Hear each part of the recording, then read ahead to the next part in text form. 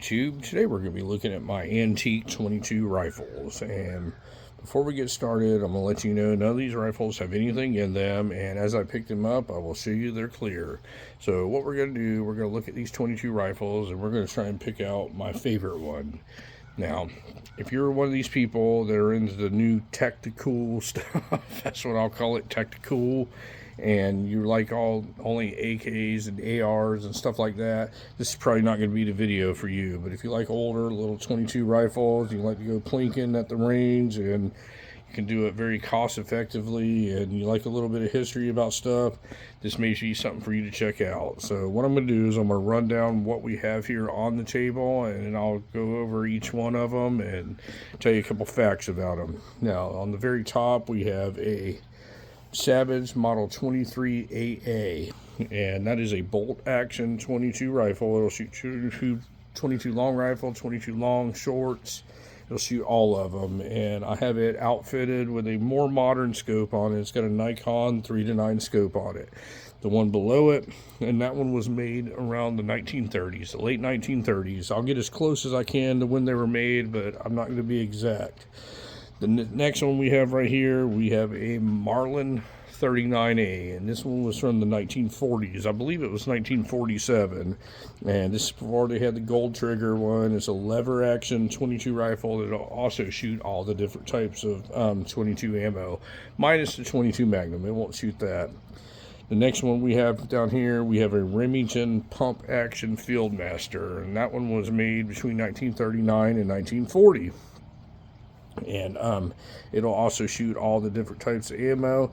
And the one on the bottom, we have a Ruger 1022, and everybody's familiar with those. It's probably the most popular one on this table. And this one's an older one too, and this one was made in the 1980s when they still had the cool walnut checkered grit or checkered stocks, and it's outfitted with a little Simmons three power scope that's from the same time era, around the 1980s. And this one is in stainless.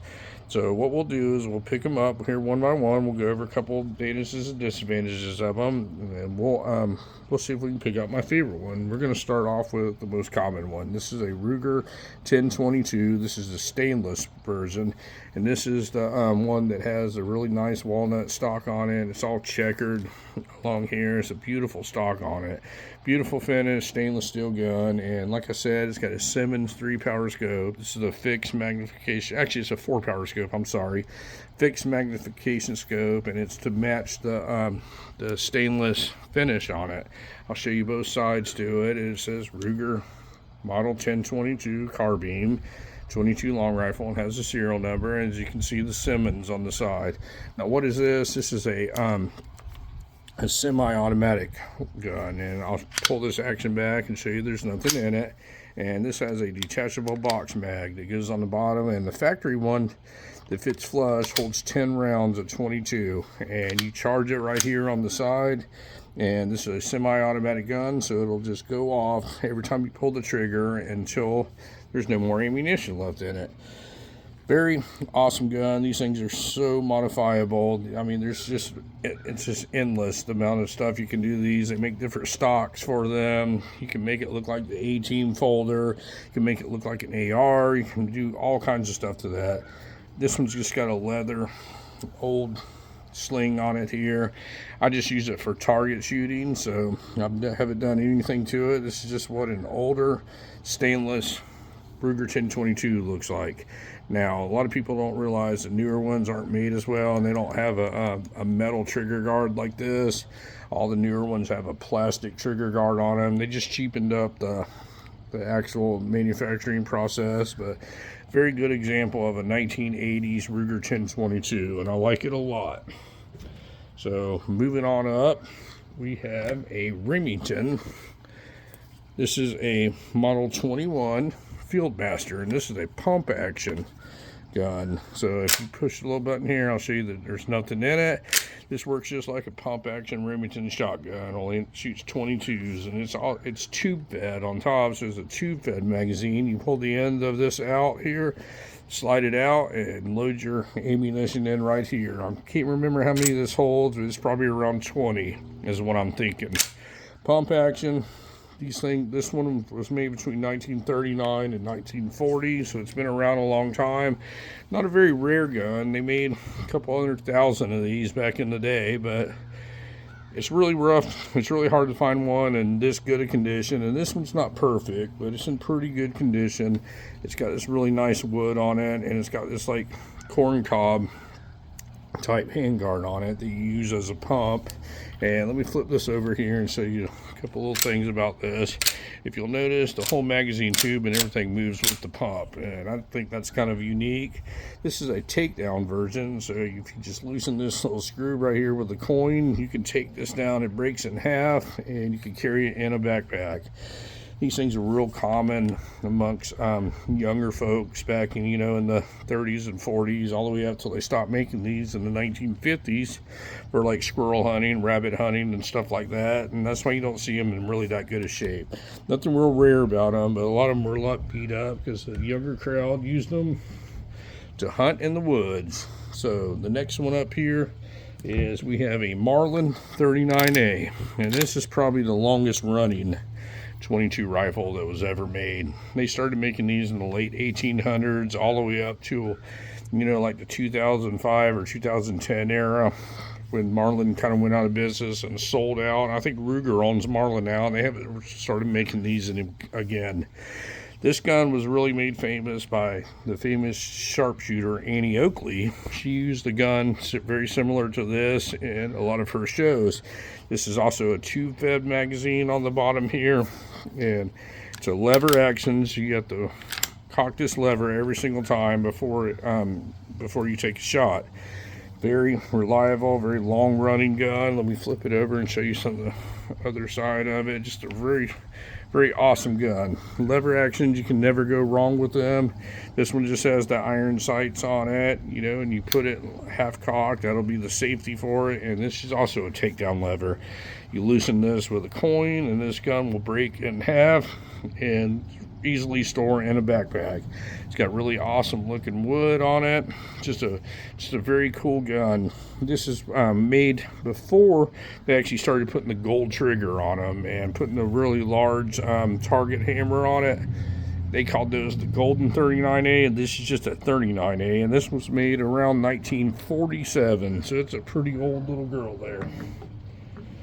The next one we're going to look at, this is a Savage bolt action. This is a model 23AA, and this was made in the late 30s also. Now this one here has a leather sling on it, and I did modify this one a little bit. I put 1-inch scope rings on it because when I bought this gun, it had an antique scope on it that I couldn't even see through. It was just an old Weaver 3/4-inch scope on it, and I couldn't even see through it. So I put this 3 to 9 variable magnification scope on it, and I'll flip it over to the other side so you can see. It's just a Nikon scope.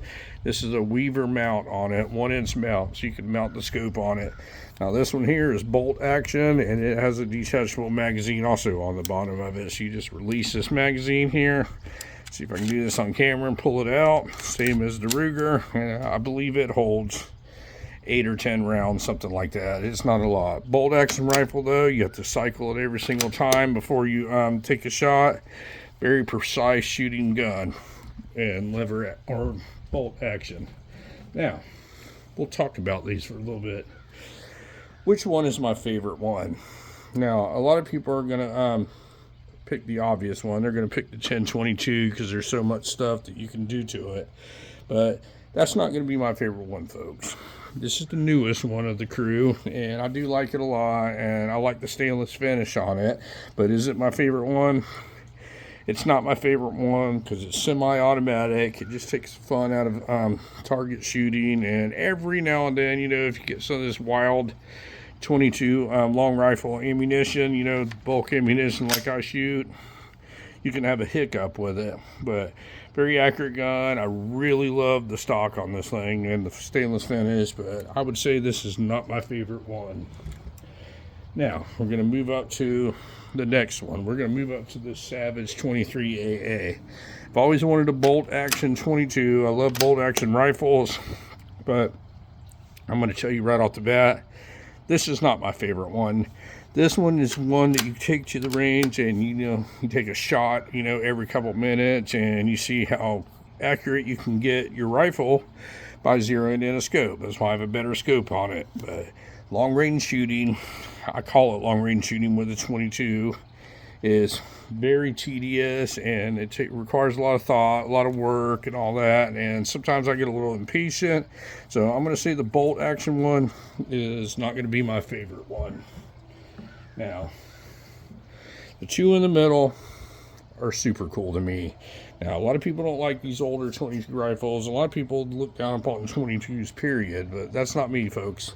I love all kinds of firearms, and I'm a big 22 fan, and I like older 22 rifles. I'm going to pick this Model 21 Remington up, and a pump action is super cool. Iron sights, and you can shoot this one pretty fast. If you practice and you learn how to look through iron sights, this is a really nice gun to have. Super accurate gun, very easy to operate, and who doesn't like a pump action? It's just you eject the shells out and go right along with it. It's very reliable. But is it my favorite one? It's close, folks, but it's not my favorite one. We're going to go ahead and put that down, and we're going to pick up my favorite rifle that I have. Now, this is a lever action 39A, and I love a lever action rifle. Now, the reason this one is my favorite one, and I'll go ahead and tell you this is my favorite one, is I have a sentimental value. Sentimental value goes on this one. This is the first rifle that I ever owned when I was a child. My dad bought me a Marlin 39A and taught me how to shoot a rifle on a Marlin 39A. Super reliable. You have to cock the lever every single time and it goes off, and you never have any types of malfunctions like you would with a semi-automatic similar to that Ruger down there. So which one is my favorite one? I'm going to go with this Marlin 39A.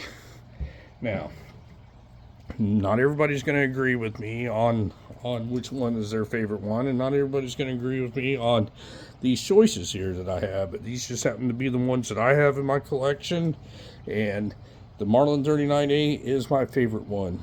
Now, if you have any questions on any of these firearms, I have separate videos on each and every one of them. Let me know which one you think is your favorite one. Let me know if you like shooting 22 rifles. I know a lot of people don't. They don't make a lot of noise. They don't have any recoil on them, but it's very inexpensive to shoot them. No firearm on this table here is outrageously priced. None of them are. These firearms, almost anybody could obtain them and own them for an affordable price. So it's a really neat thing for people to get into firearms, to get you a 22 rifle, or if you have children and you want to teach them how to shoot, any of these rifles are acceptable in teaching them how to shoot.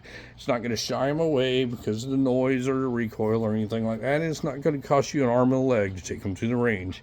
Let me know what you think, folks, and thank you very much for watching my video today, and you folks have a great day.